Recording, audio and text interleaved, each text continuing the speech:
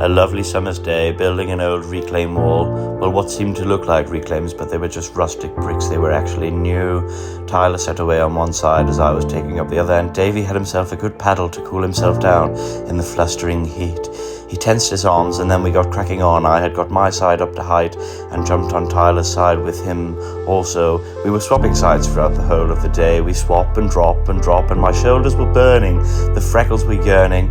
The day was going ever so swimmingly. We got all our courses up to height and put on the first big stone, the big stone capping. Tyler and Davy lifted it into place, and didn't it look sterling, by the way, so rustic.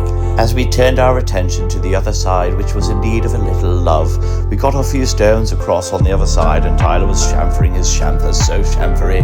And then we decided to build the rake, but not before Tyler had to wash his daddy's truck, because daddy's driving now. It's actually Tyler Tippertruck's truck. I started to cut the rakes I started to cut the rake, and then I was passing Tyler each brick nicely and individually, one at a time, so he could place them on an angle for the rake to be cut, for the mullions to be placed on top.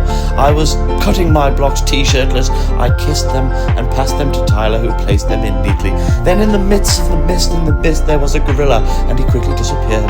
And then I turned around and seen the gorilla had found himself a shovel, and he was taking the shovel over to the wall for the last little bit of the stone laying, and he was just distributing the muck evenly across the bricks with his shovel, and a cheeky wink he gave.